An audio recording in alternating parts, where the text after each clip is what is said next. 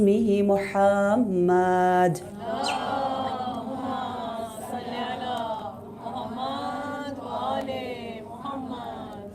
وآله الطيبين الطاهرين المعصومين المظلومين سيما بقية الله في أرضه.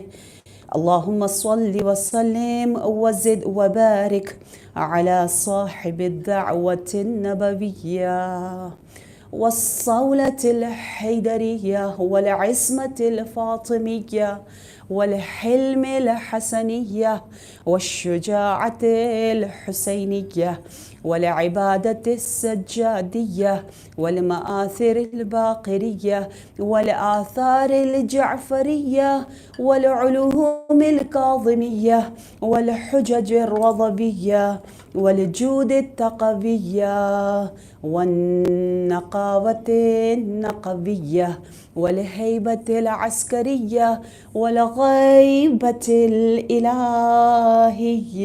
صلوات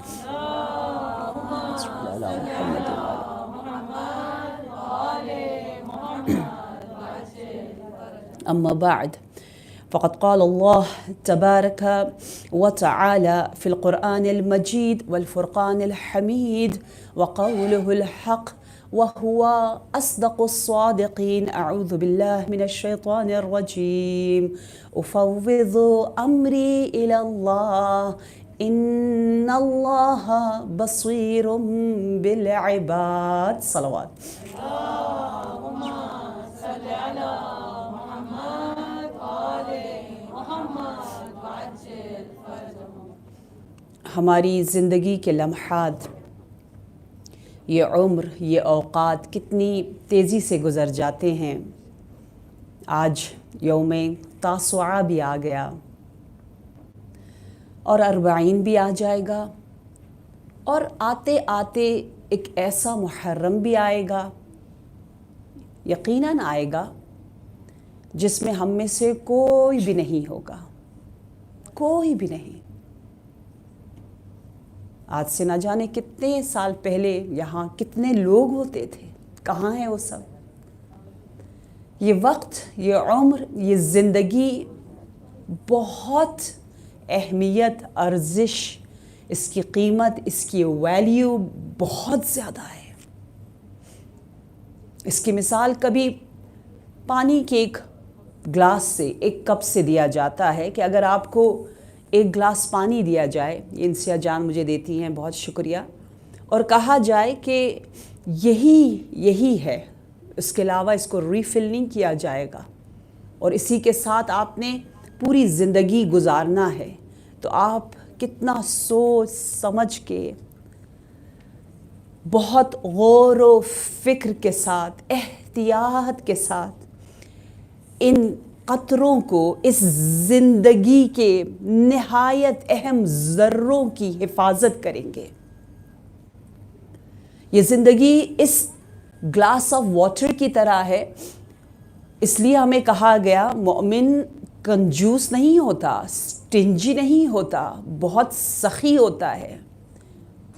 جب بات وقت کی آتی ہے، عمر کی آتی ہے، زندگی کی آتی ہے، لمحات کی آتی ہے، تو اس سے کہا گیا ہے سوچ سمجھ کے، قطرہ قطرہ، سیکنڈ سیکنڈ، منٹ منٹ، کہاں دے رہے ہو، کس کو دے رہے ہو، اور بدلے میں کیا لے رہے ہو.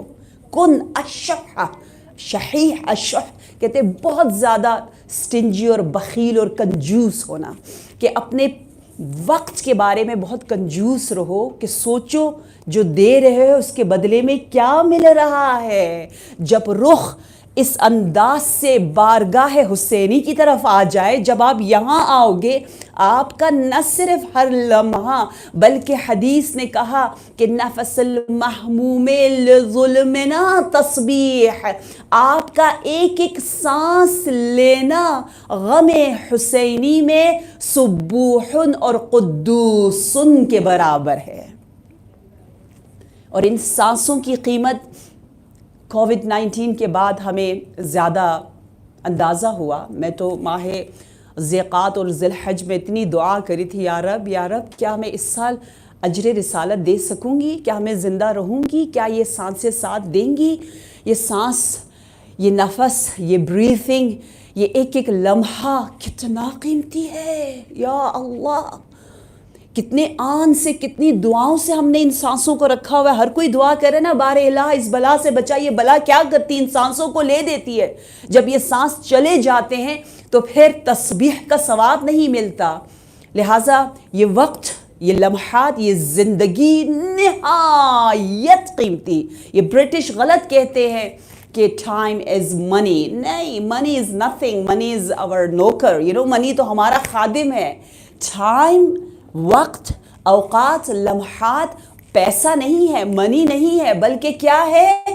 بلکہ در حقیقت اس کی قیمت ہمیں بارگاہ علوی اخو القرآن نے بتایا کہ تیری زندگی کی قیمت صرف اور صرف بحق حسین ابن علی رضا الہی ہے. صلوات بھی.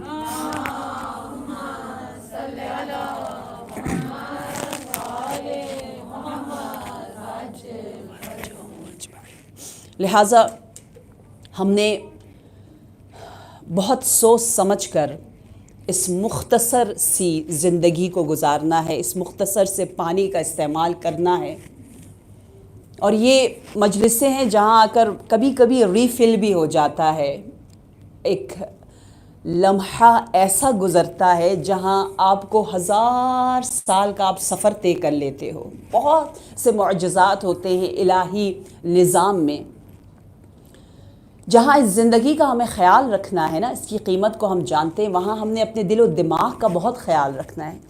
یہ دماغ، یہ دل بہت تھک جاتا ہے کیونکہ مسلسل کام کر رہا ہے. ہم سو بھی رہے ہوتے ہیں تو دماغ چل رہا ہوتا ہے نا، معلوم ہے نا. دماغ جو ہے وہ رکتا نہیں ہے.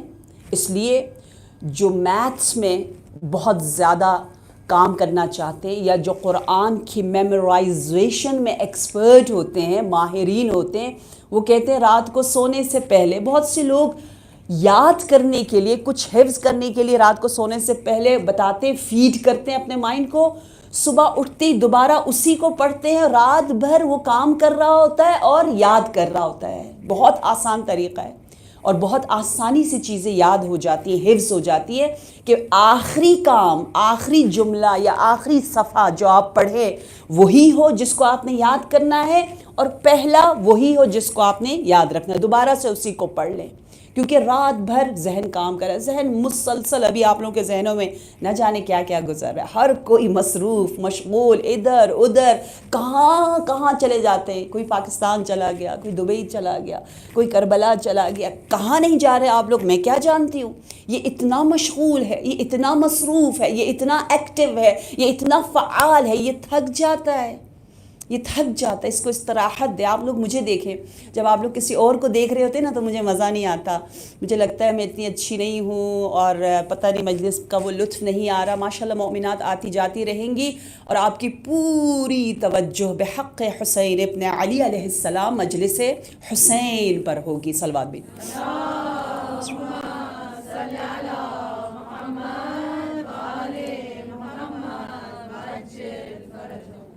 جس طرح مجھے عدالت سے کام لیتے ہوئے ہر ایک پر نگاہ ڈالنی چاہیے اگر میرے بس میں ہو. یہ سیرت نبوی ہے اور آج ہم نے سیرت اور صورت نبی سے توسل کرنا ہے. یہ رسالت سے. آج تو دن ہی اخلاق حسنہ کا دن ہے نا. آج سورہ حجرات جسے سورہ اخلاق کہتے ہیں، اس سورہ کی اپنی اس پاک زبانوں سے، جو زبان یا حسین کہہ رہی ہے، جو دل معطر ہے نور حسین ابن علی سے، ضرور ایک سورہ حجرات پڑھ کے اس کا اجر، اس کا ثواب، اس کا نور دے دے اس ہستی کو جس ہستی پر کتنی جانیں بے ابی انت و امی کہہ رہی ہیں. یہ ہماری خوش نصیبی ہے کہ ہمارے لیے دروازہ کھلا ہے. ہم جب چاہیں جناب علی اکبر شبیہ پیغمبر سے رابطہ قائم کر سکتے ہیں اور اپنی اس آلودہ دلوں کو منور کر سکتے ہیں. تو یہ ہمارے نبی کی سیرت تھی کہ آپ بہت انصاف سے ہر ایک کو دیکھتے تھے اور جب کوئی بیچارہ پڑھ رہا ہو تو اس کی طرف دیکھیں، کیونکہ آپ کی نگاہیں بہت قیمتی ہیں میرے لیے، آپ کی توجہ بہت زیادہ قیمتی ہے میرے لیے. اور آپ جب بالکل گردن موڑ کے کسی اور کو دیکھ رہے ہوتے ہیں، مجھے کہتے ہیں ہائے اس نے تو بالکل گردن ہی موڑ لی، مجھے تو چھوڑ دیا. تو نہ چھوڑیں، بہت کچھ ہوتا رہے گا. اس دن مہندی کا بھی تھا تو سب ادھر دیکھ رہے تھے، مجھے کوئی نہیں دیکھ رہا تھا. لہٰذا انشاءاللہ ہماری سیرت بحق شبیہ ہے پیغمبر صلی اللہ علیہ وآلہ وسلم جناب علی اکبر کی طرح.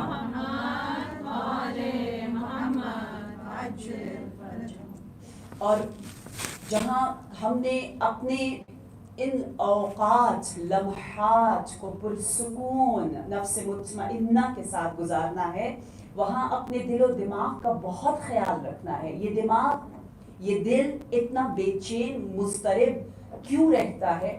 کیونکہ ہم نے خود ہی اس کی ذمہ داری اٹھا لی ہے. ہم نے خود غلط کچھ فرضیے بنائے ہیں. ہم کہتے ہیں میں اکیلی ہوں، میں تنہا ہوں، کوئی میرا ساتھ نہیں ہے، میں بیچاری ہوں. یہ خواتین اکثر کہتے ہیں ہائے میں بیچاری.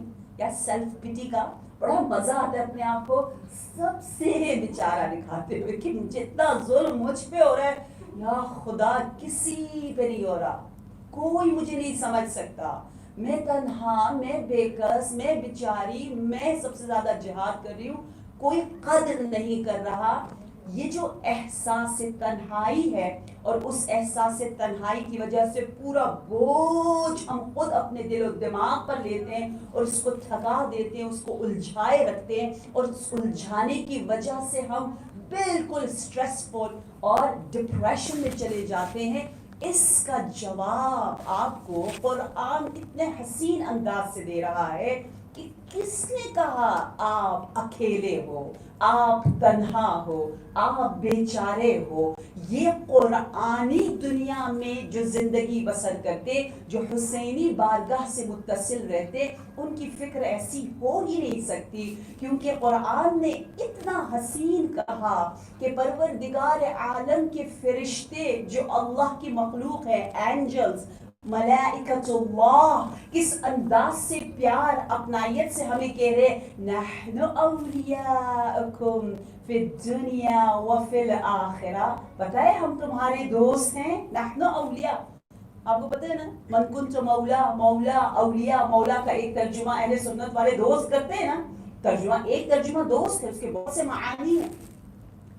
نحن اولیاءکم، دیکھو ہم ایسے زبردست دوست ہیں جو ایک نہیں، دو نہیں، تین نہیں، لیفٹ رائٹ فرنٹ بیک، من بین ایدی، من خلفے، من یمین شمال، ہر طرف.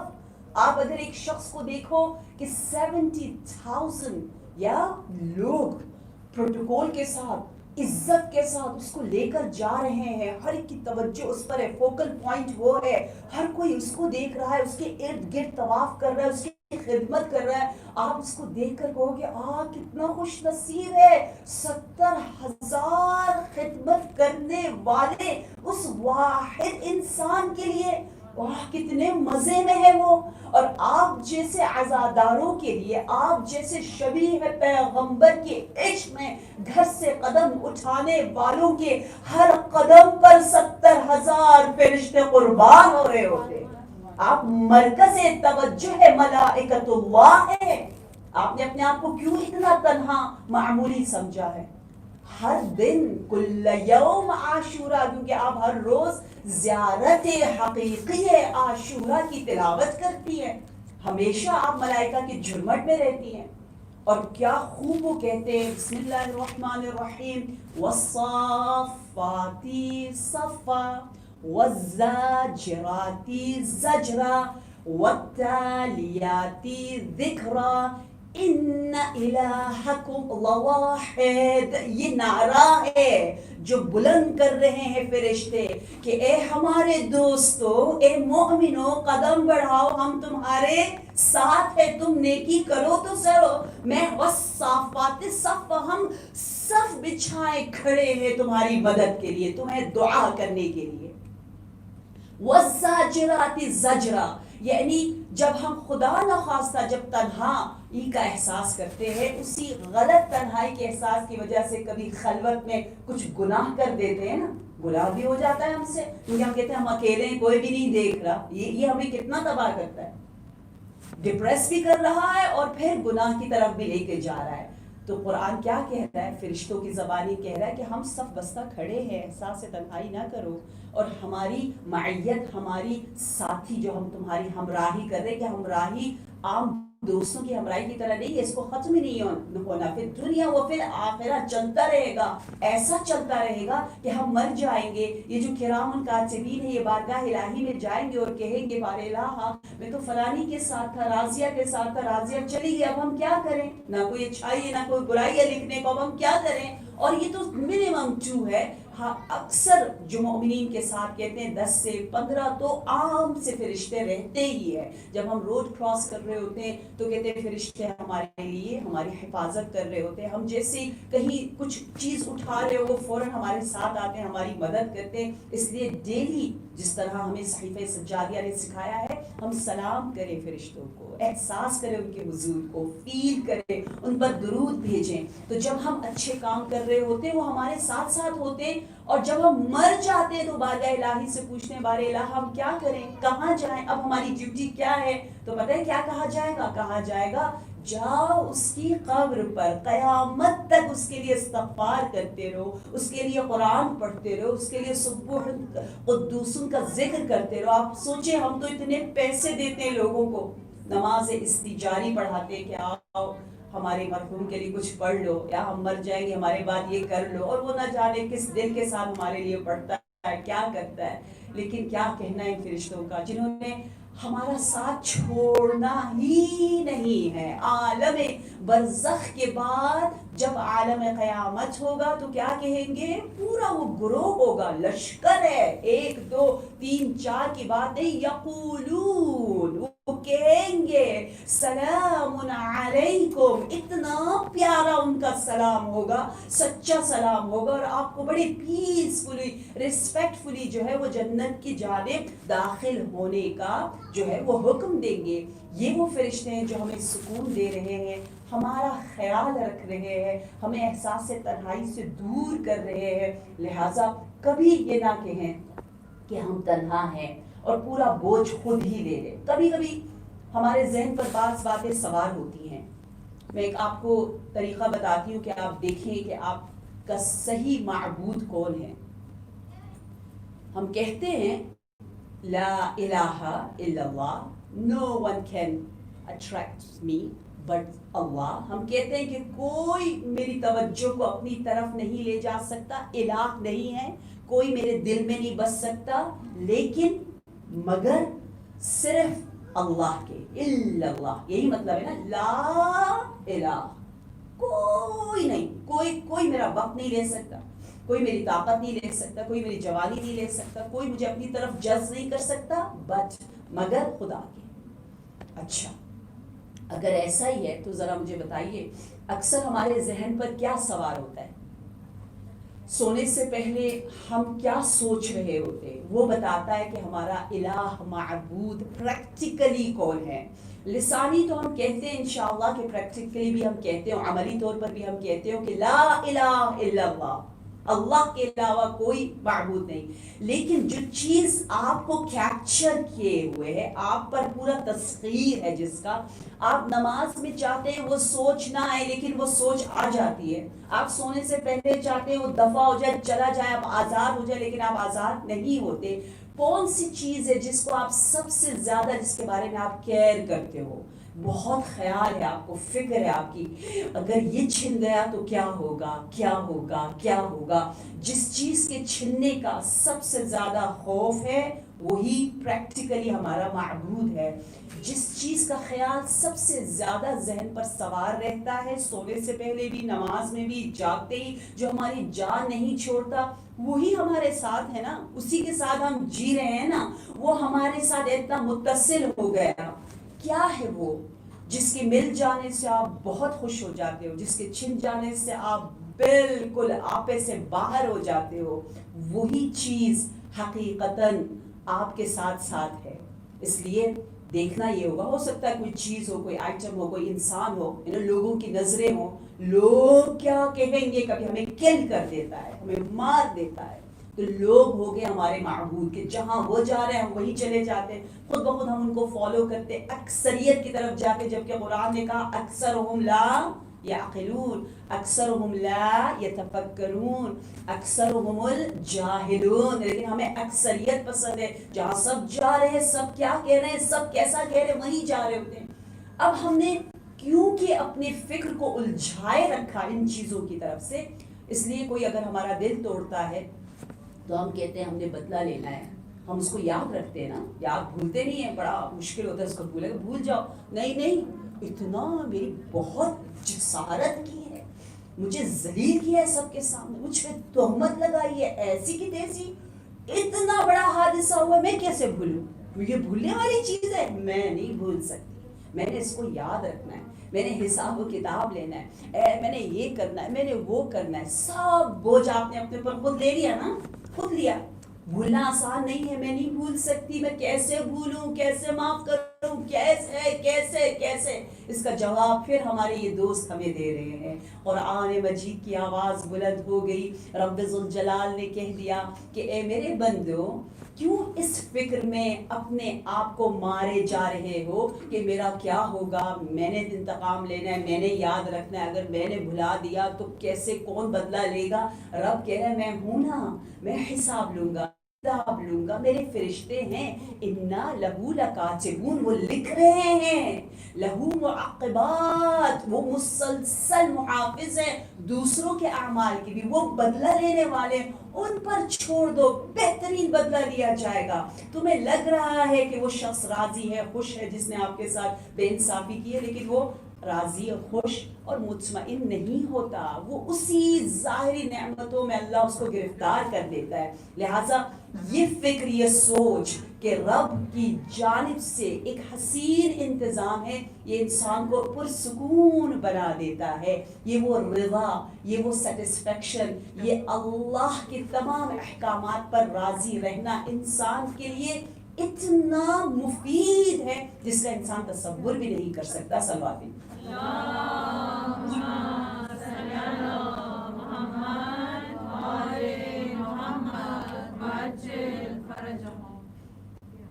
اور پروردگار عالم سورہ نوح میں اور جا بجا قرآن میں تمام انبیاء کے قصے موجود ہیں، لیکن میرا ایک خاص ریلیشن شپ ہے حضرت نوح کے ساتھ، کیونکہ جب بات آ جاتی ہے صبر کی، استقامت کی، رضایت کی، تو آپ دیکھیے جس انداز سے، جن الفاظ کے ساتھ پروردگار عالم حضرت نوح سے گفتگو کرتا ہے، وَاصْنَعِ الْفُلْكَ بِأَعْيُنِنَا.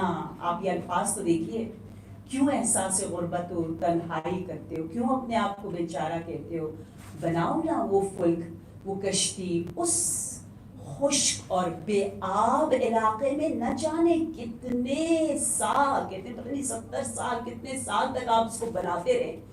عجیب. ہم کیونکہ لوگوں کی آنکھوں سے بہت زیادہ ڈرتے ہیں کہ سب ٹیڑھی ٹیڑھی نگاہوں سے دیکھیں گے ہم کیا کریں گے، سب تانے دیں گے ہم کیا کریں گے. حضرت نوح نے کتنے تانے سنے، لیکن پلس سے مست نہیں ہو رہے، خوش ہیں. کیوں؟ کیونکہ رب نے یہ کہہ دیا وَاصْنَعِ الْفُلْكَ بِأَعْيُنِنَا، ہماری آنکھوں کے سامنے یہ کام انجام دو.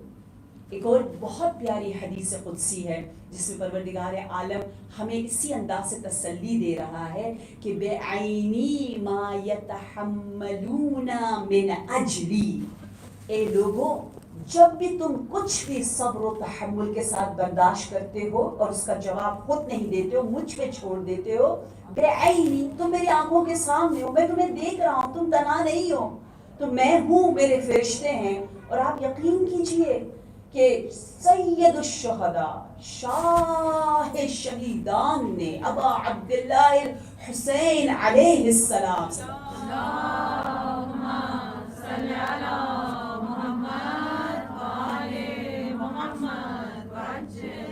جب اپنی آخری قربانی طفل 6 ماہ کو بارگاہ الہی میں پیش کیا، تو آپ کا یہ جملہ، آئی ڈونٹ نو آپ لوگ کیسے یاد رکھیں گے، آپ لوگ کہاں لکھ کے لگائیں گے، مجھے نہیں پتا. کہیں لکھ کے ضرور لگائیں، کیونکہ آج کل در و دیوار چیزیں آئٹمس جو ہے وہ ذکر بن گئی ہیں، یاد دہانی کرتی ہے نا.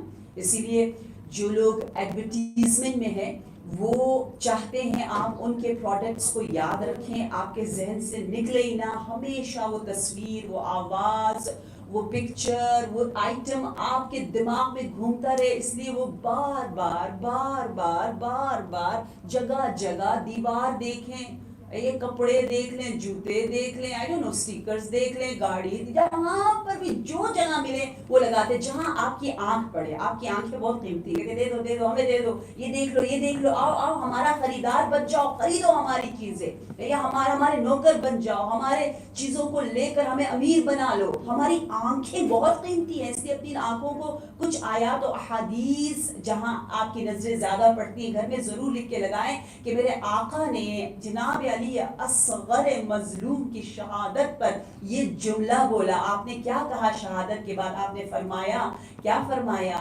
حون لی ما نزل بی انہو بعین اللہ، میرے لیے علی اصغر جیسا شیرین سخن طفل شیرخوار کو دینا بارگاہ الہی میں اس لیے ہون تھا، آسان تھا. کیوں؟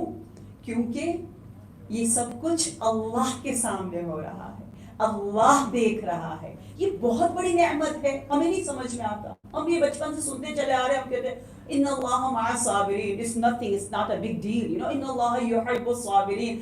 ہم قدر و قیمت نہیں جانتے. آئے میں حضرت عیسیٰ کے زمانے میں ایک شخص کی جانب آپ کو لے کر جاؤں، اور میں خود جب پڑھ رہی تھی میرے رونگٹے کھڑے ہو رہے تھے کہ کاش ہمارے دلوں میں یہ باتیں اتر جائیں. کہتے جناب عیسیٰ نے ایک شخص کو دیکھا جو کہ نابینا ہے، بالکل نابینا، اور فالج بھی ہے اور جذام کی بیماری بھی ہے، لیکن ایسا حسین انسان، ایسا پیارا انسان کہ اس کو دیکھ کر منہ میں پانی آ رہا ہے، غبطہ رشک انسان کرتا ہے جس کو دیکھ کر. ہے ظاہراً تمام نعمتوں سے دور، نابینا ہے، اس کے باوجود زبان پر کیا ہے؟ کہہ رہا ہے الحمدللہ الذی عافانی مما ابتلی بہ کثیرا من خلقی. بار الہ پروردگارہ، تو نے مجھے کیا عافیت دی ہے، کیا صحت دی ہے، کیا نعمت دی ہے، اتنا تو نے مجھے پروٹیکٹڈ رکھا ہے، حفاظت سے رکھا ہے، عافیت سے رکھا ہے، اتنی بلاؤں سے، بیماریوں سے جس میں اکثر لوگ مبتلا ہیں. تو حضرت عیسیٰ حیران ہو کر کہا کہ اکثر لوگ تو نابینا نہیں ہیں، اکثر لوگ تو فالج نہیں ہیں، تو فالج بھی ہے، نابینا بھی ہے، کیا ہو گیا ہے؟ کیوں یہ کہہ رہے ہو؟ کون سی وہ نعمت ہے جس کے لیے کہہ رہے ہو تم الحمدللہ الذی عافانی مما ابتلی بہ کثیرا من خلقہ؟ تو جواب دیا وہ معرفت اور عشق و حب الہی ہے. میرے دل میں اللہ ہے، لوگوں کے پاس اللہ نہیں ہے، اتنے بے چین ہیں، ادھر ادھر دیکھتے یہ کیا کہہ رہے ہیں، وہ کیا کہہ رہے ہیں، یہ کیا ہو گیا، اس نے یہ کہہ دیا، ہو کتنے غریب ہیں، لاغر ہیں، بیچارے ہیں وہ لوگ. ان سے زیادہ پور کون ہے اور مجھ سے زیادہ رچ کون ہے؟ کہتے ہیں حضرت عیسیٰ حیران ہو کے دیکھنے لگے، واو لک ایٹ ہم. آپ نے اپنا دست مبارک ان پر پھیرا، انہیں جوان، حسین، صحت مند بنا کر اپنا پکا پکا دوست بنایا. روح اللہ، عیسیٰ نبی اللہ ہے. کہتے ہیں آؤ نا مجھ سے دوستی کرو نا، میرے ساتھ رہو نا. اکثر پتہ کیا کہتے تھے؟ آؤ آؤ ہم مل کے عبادت کرتے ہیں، تجھے دیکھ کر اتنا مزہ آتا ہے، تو ذکر اللہ ہے. کہا تھا نا کل ہم نے کہ جس کو دیکھ کر آپ کنیکٹڈ ہو جائیں اس قادر مطلق سے، اس تمام غنی سے جہاں سے ساری دولتیں اور رحمتیں آ رہی ہیں، تو آپ بھی دولت مند ہو جاتے ہو. کتنی بڑی نعمت ہے، نعمت ہی ہے یہ. کہتے ایک مرتبہ ایک شخص ڈپریس تھا، ایک عالم نے، مولوی نے، روحانی نے اس سے کہا جاؤ تھوڑا سا قرآن پڑھ لو. اس نے قرآن اٹھایا تو آیت آئی کہ ہم نے انسان کو نطفے سے خلق کیا ہے. تو اس نے کہا پتہ نہیں کیا آیت آ گئی، بند کر کے رکھ دیا، ہم جیسا کوئی جاہل سا ہوگا. تو جا کر اس مولوی سے کہا کہ یہ کیا کہا تھا مجھے قرآن پڑھ لو، مجھے تو کوئی سکون نہیں ملتا، جب میں پریشان ہوتی ہوں تو ہم تو قرآن کہاں، استغفر اللہ، کم ہی کھولتے ہیں، ہم کیا کرتے ہیں؟ باتیں. یا کسی کو یا فون کر لیا یا پتہ نہیں لوگوں کی تلاش، کس کو بتاؤں، غیبت کر لوں ہلکی ہو جاؤں. یہ انشاءاللہ ہماری ڈکشنری سے نکل جائے. آپ کو غیبت لائٹ نہیں کرتا، آپ کو لگتا ہے، جس طرح جو اسموک کر رہا ہوتا ہے اس کو لگتا ہے اس کو سب سے زیادہ سکون مل رہا ہے. وہ ہمیں بے وقوف سمجھتا ہے نا، وہ ہم سب کو بے وقوف سمجھتا ہے. چپ بیٹھو، تم لوگوں کو کیا پتا مجھے کیا مزہ آ رہا ہے. اسی طرح غیبت کرنے والے سمجھتے ہیں کہ کیا انسان کو سکون ملتا ہے، کتنا لائٹ ہلکا ہو جاتا ہے، بوجھ کم ہو جاتا ہے. جبکہ وہ بوجھ اتنا بڑھتا ہے. تبھی تو دن بدن مصائب بڑھتے ہی جا رہے ہیں، مشکلات بڑھتے ہی جا رہے ہیں. تو جتنا انسان اس وادی میں رہتا ہے جہاں وہ خود اپنے آپ کو ڈیمیج کر رہا ہوتا ہے، اتنا ہی زیادہ وہ پریشان ہوتا ہے. اس نے جا کے مولوی سے کہا یہ کیا قرآن تم نے کہا میں نے پڑھا مجھے کوئی فائدہ نہیں ہوا. تو کہا حقیقتاً یہ ہے کہ اگر تم ذرا سے غور کرو تو یہ آیت بہترین آیت آئی ہے کہ ہم نے تجھے نطفے سے بنایا، ایک گندے پانی سے بنایا. اس گندے سے پانی کو ہم نے اتنا حسین بنا دیا کہ تم اپنے آپ کو بار بار آئینے میں دیکھتے ہو، اپنے آپ کو بہتر سے بہتر کرتے ہو. ابھی بھی جو تمہارا دل اتنا مضطرب ہے، گندا ہو گیا، آلودہ ہو گیا، غبار آلود ہے، آؤ ہمارے پاس ہی آ جاؤ. دیکھیں کتنی پیاری تفسیر ہو سکتی ہے. آپ اگر چاہتے ہیں کوئی پودا سرسبز و شاداب ہے، اس کو سونے کے پوٹ میں گملے میں ڈال دے تو وہ رشد کرے گا، اس کو تکامل ملے گا، بے شک جتنا بھی مہنگا کیوں نہ ہو. نہیں. اسی طرح اگر آپ اس کو اس کے اپنے اصل مٹی جہاں سے وہ آیا ہے، جہاں سے وہ اگا تھا، اس کو مٹی میں ڈال دے تو اس کو بہت سرسبز و شادی اور بہت گرین ہو جائے گا. ہم بھی جہاں سے آئے ہیں وہیں پلٹ کے جائیں گے تو ہمیں سکون ملے گا، اطمینان ملے گا. اس لیے دعا نمبر 33 صحیفہ سجادیہ میں دعائے استخارہ ہے. استخارہ استغفار کی طرح طلب خیر کو کہتے ہیں. طلب خیر مانگ رہے ہیں آپ اللہ سے، بھلائی مانگ رہے ہیں آپ اللہ سے. آپ اللہ سے کہتے ہیں میرے لیے راستہ ڈھونڈ لو، بتا دو، مجھے اچھائی کی طرف ڈال دو، میری برائیوں کو مجھ سے دور کر لو. اب یہ آج کل کامن ہو گیا کہ ہم مولویوں کے پاس جاتے ہیں، علماء کے پاس جاتے ہیں، ان سے کہتے ہیں. جبکہ زیادہ معتبر یہ ہے کہ آپ کا کیونکہ دل شکستہ ہے، آپ کنفیوز ہیں، آپ کو سمجھ میں نہیں آ رہا کیا کرنا ہے، حق کیا ہے، صحیح کیا ہے، جلدی کروں، دیر سے کروں، تاخیر ہو، تقدیم ہو، تو آپ خود اپنا استخارہ نکالیں، آپ خود طلب خیر کریں. استخارے کے بہت سے طریقے ہیں. ایک دعا کرنا ہے، دعائے استخارہ ایک بہت حسین منزل ہے. میری آپ لوگوں سے التماس یہ ہے کہ جتنا ہو سکے اخت القرآن، اخ القرآن اور قرآن سے اپنی دوستی ضرور بڑھائیں. اتنے ہی آپ کے دوست بڑھیں گے اور آپ احساس تنہائی سے دور ہوتی چلی جائیں گی. تو دعا استخارہ دعا نمبر 33 یا اگر آپ جو ہے کسی بھی جگہ جہاں آپ ہمیشہ نماز پڑھتی ہیں وہ پاک جگہ، کہتے ہیں جہاں آپ اکثر نماز پڑھتی ہیں نا وہاں آپ بیمار بھی ہو جائیں تو وہاں جا کے لیٹ جائیں، آپ کو شفا ملے گی کیونکہ وہاں فرشتے زیادہ آتے ہیں. وہاں بیٹھ کر آپ استخارہ کریں، وہاں بیٹھ کر آپ دعا کریں. اور وہاں پر ہی اگر ہمارے قبض روح ہو رہی ہے کہتے ہیں وہیں پہ ہمیں لیٹ جانا چاہیے کیونکہ وہاں روح آسانی سے نکل جاتی ہے. اس لیے ہر مؤمنہ، ہر حسینی، ہر کربلائی کے گھر میں ایک کیا ہوتا ہے؟ محراب ہوتا ہے. میری سیدہ نے سب سے پہلے جب بیت نبی سے آپ بیت علی کی جانب تشریف لائی تھی، پہلا کام آپ نے محراب عبادت کو سجایا تھا. قربان جائیں اپنی سیدہ فاطمہ الزہرا سلام اللہ علیہا پر.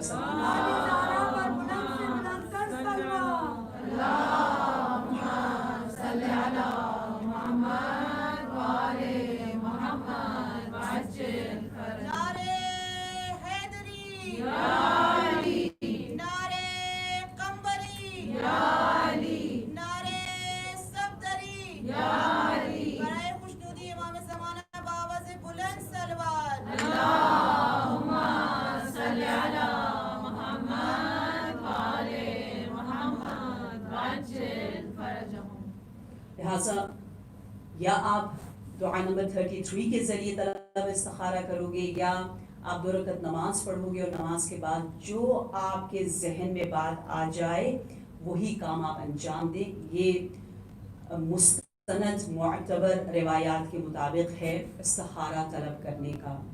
اور خیر طلب کرنے کے لیے बारगाह इलाही से बेहतरीन चाहने के लिए सबसे ज़्यादा अहम शर्त ये है कि हम अपने परवरदिगार आलम से हुस्न ज़न रखें। ये रिवायत है कि मैं अपने मोमिन बंदे के गुमान ख्याल के नेक्स्ट उसके पास ही होता हूँ। इन खैरा फ़खैरा व इन शर्रा फ़शर्रा, अगर वो अच्छा सोचे तो फ़ौरन अच्छा हो जाता है, अगर वो बुरा सोचे तो फ़ौरन बुरा हो जाता है। हमारी सोच, हमारी फ़िक्र, हमारे अमाल जो है वो इस्तिखारा में बहुत ज़्यादा मददगार साबित होते हैं। देखिए, कहते एक मरतबा जंग के दौरान एक शख्स दुश्मनों के लश्कर से हमारे नबी से मिलने आया। नबी ने उससे नाम पूछा, तुम्हारा नाम क्या है? तो उसने कहा मेरा नाम साद है। तो फ़ौरन नबी ने खुश शुगुनी, कहते हैं ना, अच्छा सोचा, फाले नेक लिया और कहा ओ इतना प्यारा नाम साद, सआदत से इसका मतलब है हम ज़्यादा लड़ेंगे नहीं, ये जंग फ़ौरन ख़त्म हो जाएगी, क्योंकि जो तेरे हमारे दुश्मन की तरफ से आया वो सआदत का पैगाम लेकर आया। देखिए, मुफ्त में हम कहते हैं ना, ऐसे हमेशा मुस्बत रहो, जितना हो सके खुद ब खुद हर चीज़ को घुमा फिरा कर मुस्बत पॉजिटिविटी, हुस्न ज़न, हुस्न ख्याल की जानिब लेकर जाओ, फिर अल्लाह खुद ब खुद अच्छा करने लग जाता है। और इसी तरह कहते हैं एक मरतबा जब आपने ख़त लिखा था बादशाह ईरान को, और ख़त के जवाब में जब मट्टी दी गई, मट्टी जब आपके सामने पेश किया कि खाक, ये ना आपका पैगाम हमने मट्टी में फेंक दिया और ख़त्म, हम लब्बैक नहीं कह रहे, तो जैसे हमारे नबी ने खाक को देखा, मट्टी को देखा, तो आपने कहा अच्छा मट्टी, वो तौहीन के तौर पर भेज रहे दुश्मन, लेकिन आप कह रहे मट्टी, इसका मतलब है इस साल जो है हमें बहुत सी सरजमीनें मिलेंगी, इसका मतलब है इस साल हमें बहुत ज़्यादा फल मिलेगा, इसका मतलब है इस साल बहुत ज़्यादा हरियाली होगी।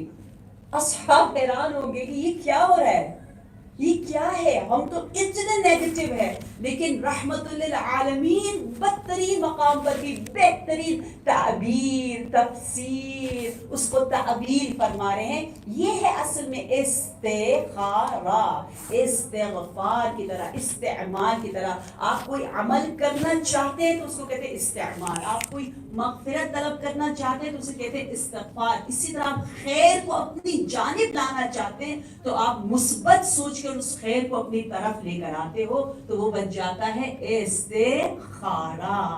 तो हमारा अमल बता रहा होता है, हम ये सारा बोझ खुद अपने ऊपर न लें, ये बोझ बांट दें। हमें ये हुक्म आया है परवरदिगार आलम की जानिब से। सल्लल्लाहु अला मुहम्मद व आले मुहम्मद।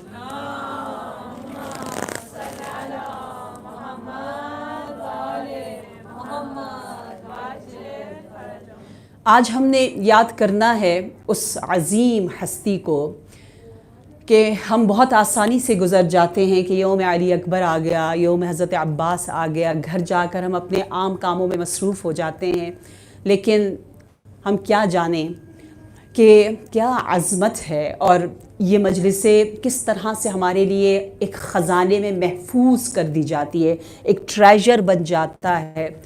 और यौम क़यामत किस तरह से शबीह पैगंबर हमारे लिए शफ़ाअत, हमारे दोस्त, हमारे हाथों को थामते हैं, हमें उसकी क़द्र व क़ीमत का अंदाज़ा नहीं है। मेरी सैयदा की ये सीरत थी कि आप लोरियाँ बहुत ही मारिफत इल्म भरी लोरियाँ सुनाया करती थी, और मशहूर हैं कुछ लोरियाँ, जैसे जनाब जिब्राइल की लोरी है इमाम हुसैन के लिए। लोरी मीन्स ललबाए, ललबाए आई डोंट नो फ़ारसी में क्या कहते हैं, जो रात को सोने से पहले बच्चों को सुनाया जाता है। जनाब जिब्राइल की लोरी मशहूर है, आप सबको पता होगा। आप अपने बच्चों को, अपनी छोटे बहन भाइयों को, अपने पोते नवासों को आप ये लोरी दे सकते हैं। लोरी क्या है? लोरी ये है, इन्ना फिल जन्नति नहरम मिन लबन, जन्नत में एक नहर है जो लबन से है, लिअली वल ज़हरा वल हुसैन वल हसन। और सामी यूसुफ ने भी गाया हुआ है, आप लोग सुन सकते हैं बग़ैर म्यूज़िक के, बहुत प्यारा है। और ये हदीस है लोरी। एक और लोरी जो उम्मुल आइम्मा दिया करती थी वो भी बहुत मशहूर है, अशबह अबा का या हसन वखला अनिल हक़ रसन, ए मेरे बेटे हसन اپنے باپ کی طرح بن جاؤ، شجاع بن جاؤ. واشبہ اباکا یا حسن واخلع عن الحق رسن. حق پر اگر کوئی مشکل وقت آ جائے، اس پر کسی نے اگر اس کو گرفتار کر دیا تو اس کو ہٹا دو. واخلع عن الحق رسن. کیوں؟ کیونکہ یہ لوریاں پیغام دے رہی ہیں.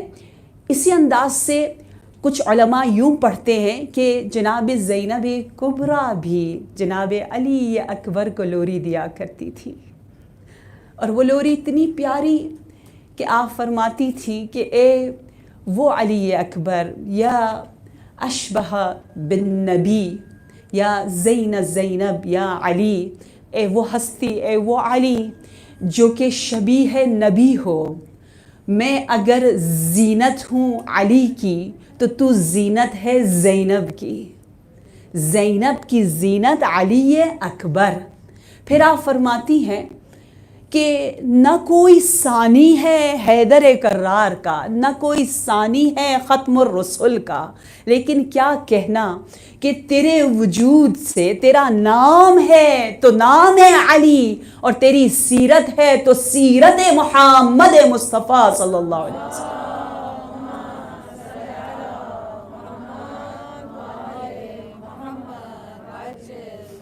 میں تجھے ابھی کہوں یا جدی کہوں، میں کیا کہوں اے علی اکبر. تو میرے جد کا ہم نام، تو میرے اب کا ہم نام، جد کا ہم سیرت. اللہ اکبر. ہم کیا جانے کہ جناب زینب کبریٰ کے دل پر کیا گزری. کہتے ہیں کہ عیسائی شخص نے عالم رؤیا میں دیکھا کہ وہ جا کر ملتا ہے حضرت عیسیٰ سے اور کہتا ہے کہ میرے لیے دعا کرے کہ میں جنت میں آپ کے ساتھ، آپ میرا مقام بلند ہو. تو حضرت عیسیٰ فرماتے ہیں اگر عاقبت بخیری چاہتے ہو تو اس نبی پر ایمان لے آؤ. کہا یہ کون ہے؟ کہا یہ آخری نبی ہے. کہا اس کو غور سے دیکھ لو، کل مدینہ میں جانا ایک جوان ایسا ہی نظر آئے گا، اس جوان کے پدر کے پاس جانا، وہ نواسے یہ رسول ہے. کہتے ہیں وہ عیسائی شخص مسجد میں آیا. مسجد میں آ کر آپ کو معلوم ہے ہمارے اہل بیت کتنے تواضع کے ساتھ بیٹھتے تھے. اس انداز سے بیٹھے ہیں کہ کچھ پتہ نہیں چل رہا کون امام ہے کون مأموم ہے. اللہ اکبر. رب ہمیں بھی اخلاق علی اکبری عنایت فرمائے، ہمارے اندر بھی وہ تواضع آ جائے. پوچھا کہ کون ہے؟ حسین ابن علی. بتایا گیا کہ یہ شخص زمانے کے امام ہے.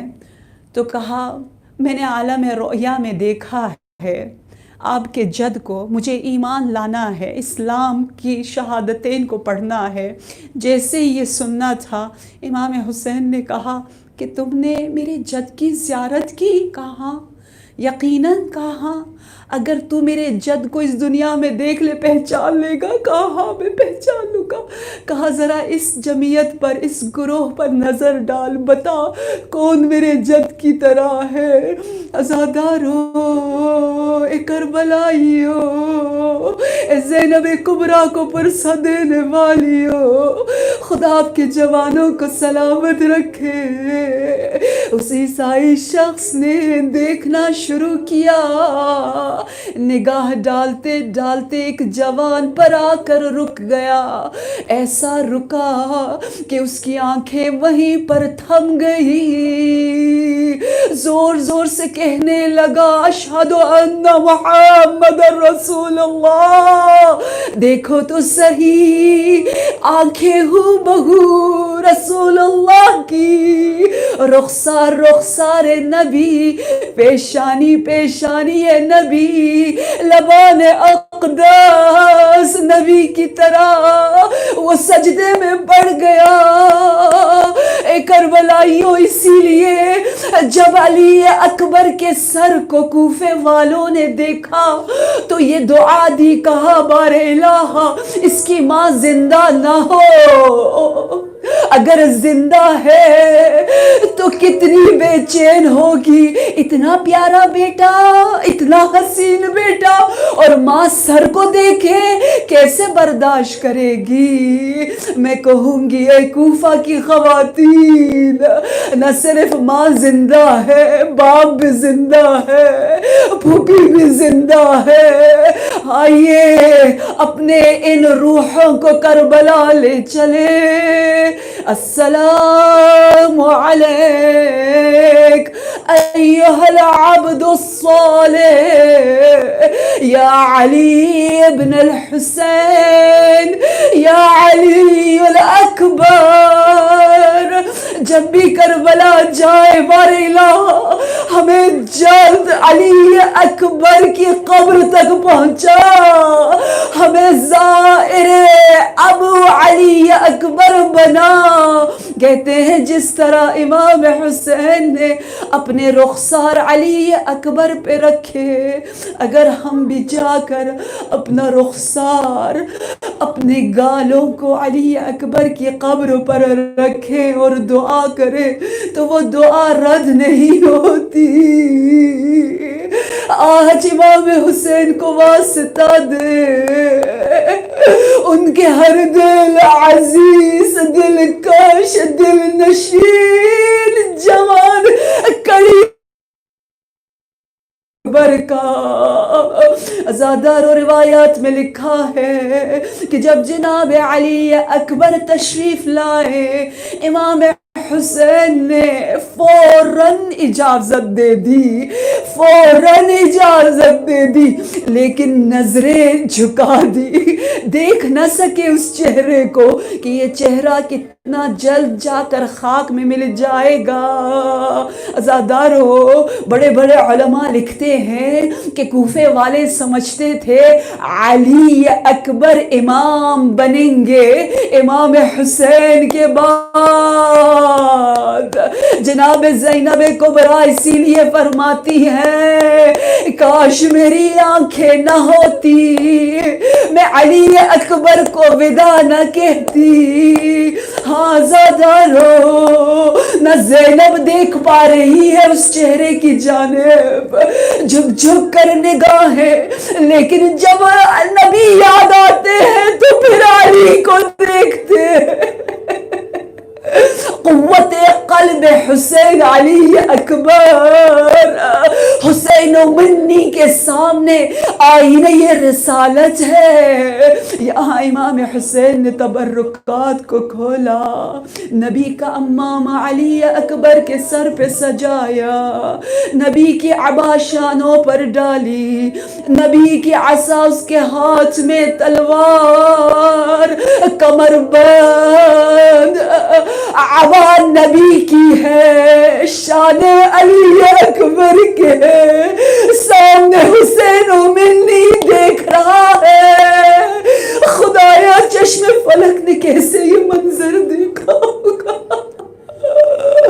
کہتے ہیں نا دشمن سمجھتے تھے یہ علی ہے، علی اکبر یہ امام ہوگا، اس لیے ایسی ضربتیں ماری، خوش ہو رہے ہیں۔ ایک تو نام علی ہے، علی سکینہ ہے، اور دوسرا سمجھ یہ رہے ہیں کہ امام سجاد امام نہیں ہوں گے بلکہ علی اکبر امام ہوں گے، دونوں کا نام امام تھا، علی تھا، اس لیے علی اکبر آپ کا بدن اطہر۔ امام حسین دیکھ رہے ہیں کیا ہونے والا ہے، اس لیے علی اکبر کو جب ودا کیا، کیسا ودا کیا؟ کہا جاؤ اپنی ماں سے اجازت لو، جاؤ اپنے بھائی سجاد سے اجازت لو۔ امام سجاد فرماتے ہیں میں اپنے خیمے میں تھا، بے ہوش تھا، اتنے میں میں نے دیکھا کہ کوئی میرے پاؤں کا بوسہ لے رہا ہے، کوئی میرے ہاتھوں کو چوم رہا ہے، کوئی رو رو کر مجھے دعائیں دے رہا ہے، میری شفا کے لیے دعا کر رہا ہے۔ بہت ہی مشکل سے میں بول پڑا، میں نے کہا کون ہو؟ تو جواب دیا علی اکبر ہوں، اذن جہاد طلب کرنے آیا ہوں، وداع کرنے آیا ہوں۔ امام سجاد نے بوسے لیے اس چہرے کے جس چہرے کے لیے ہمیشہ مشتاق رہتے تھے، اور پھر علی اکبر خیمہ زینب کبریٰ، خیمہ ام لیلا، خیمہ جناب سکینہ، کچھ روایات میں لکھا ہے 7 بار پردہ اٹھا، علی اکبر الوداع الوداع کہہ کر باہر آتے، کوئی ہاتھ آ کر پھر واپس اندر لے جاتا۔ راوی کہتا ہے میں دیکھ رہا تھا وہ ہاتھ کبھی ننھے ننھے سے ہوتے، وہ سکینہ ہے جو طلب کر کہہ رہی ہے اے بھیا کس طرح سے اس صحرا میں تنہا چھوڑ کر جا رہے ہو۔ 7 مرتبہ علی اکبر کو وداع کیا اور پھر واپس بلایا، لگتا ایسا ہے جیسے کوئی میت اٹھ رہا ہے۔ علی اکبر سے وداع آسان نہیں، اللہ اکبر۔ امام حسین نے جب اپنے جوان کو دیکھا تو اپنے ریش مبارک پر ہاتھ رکھا اور پھر اللہ سے باتیں کی، رب سے کہا پروردگارا تو خود گواہ رے، کون جا رہا ہے، کہاں جا رہا ہے، کیسے جا رہا ہے، اے پروردگار تیرے نبی کا عمامہ پہن کر تیرے نبی کی صورت جا رہی ہے، تو میرے علی اکبر کا محافظ رے۔ عزادارو جناب علی اکبر گئے، شجاعت حیدری دکھائی۔ باپ کی وصیت یہ تھی کہ میرے بیٹے مڑ مڑ کے مجھے دیکھتے رہنا۔ جب جا رہے تھے آگے آگے علی اکبر، پیچھے پیچھے امام بوڑھا باپ۔ بیٹے نے کہا اے بابا آپ نے مجھے اجازت تو دے دی ہے، اب آپ میرے پیچھے کیوں آ رہے ہیں؟ کہا اسلام میں مستحب ہے قربانی آگے ہو، قربانی دینے والا پیچھے پیچھے۔ اور ایک اور جملہ کہا اے جوان اولاد والو، آپ سمجھ سکتے ہو امام کے دل پر کیا گزر رہی ہے۔ کہا ہے میرے بیٹے علی اکبر، اگر تیرا کوئی جوان بیٹا ہوتا تو یہ سوال نہ کرتا، سمجھ لیتا میرے دل پہ کیا گزر رہی ہے۔ بوڑھا باپ جوان بیٹے کو مرنے کے لیے بھیج رہا ہے۔ آزادارو باپ کی وصیت پر عمل کرتے کرتے علی اکبر جنگ سے ایک بار پھر امام سے ملنے آئے، امام سے داد شجاعت لی، بہانہ یہ کیا کہ بابا پیاس لگ رہی ہے، امام کو تسلی دینے آئے ہیں نا، صورت نبی دکھانے آئے ہیں نا حسین و منی کو، لیکن کہا یہ کہ بابا پیاس لگ رہی ہے، بابا یہ ذرا اتنا گرم ہو گیا ہے، بدن جل رہا ہے۔ باپ نے اپنے لبوں کے ساتھ علی اکبر کے لبوں کو ملایا، لیکن بیٹا چیخ اٹھا، کہا بابا آپ کی زبان تو مجھ سے زیادہ خشک ہے۔ سب بلند آواز میں کہے یا حسین، یا حسین، آج تاسوعا ہے، آج نہ روئیں گے تو کب روئیں گے؟ آج جناب زینب ام کلثوم فاطمہ الزہرا کو دعائیں دے رہی ہے۔ علی اکبر پھر مقتل کی جانب گئے، اب جب گئے تو نام علی ہے نا، پر مسجد کوفہ میں کیسے وار لگا، کہتے ایک زہریلا تلوار علی اکبر کے سر مبارک پر اس طرح سے وہ وار لگا کہ گھوڑا نہ دیکھ سکا، خون علی اکبر گھوڑے کی آنکھوں پر تک چلا گیا۔ علی اکبر دشمنوں کے درمیان آواز دی، یا ابتا علیکم السلام۔ اب امام حسین جان گئے، میرا بیٹا اب دنیا میں نہ رہا۔ حسین کیا فرماتے ہیں، الدنیا بعدک العفا۔ اے علی اکبر، حسین کے سامنے تاریکی ہے، حسین کو کچھ نظر نہیں آ رہا۔ اے بیٹے باپ کو تنہا چھوڑ کر چلے گئے، بقیہ وحیدا و فریدا۔ یا ولدی یا ولدی علی، یا ولدی علی کہہ کر حسین قدم اٹھاتے ہیں۔ اتنا دور نہ تھا خیمے سے مقتل کا، لیکن نہ جانے حسین زمین پر زانوں کے بل چلتے ہوئے پہنچے، اپنے جوان کے لاشے پر پہنچے۔ کیا دیکھا، دشمنوں نے علی اکبر کے بدن کو ٹکڑے ٹکڑے کر دیا۔ اربان اربان بسیوفہم، ہائے حسین، اپنا رخسار وضع خدہ علی خدہ، اپنے رخساروں کو علی اکبر کے رخساروں پر رکھا، حسین تک و تنہا۔ لیکن کیا دیکھا، حسین کے کاندھوں پر ایک ہاتھ، ایک گرمی۔ پیچھے مڑ کر دیکھا تو حضرت زینب کبریٰ کہہ رہی ہے، میرے دکھیاری بھائی زینب زندہ ہے۔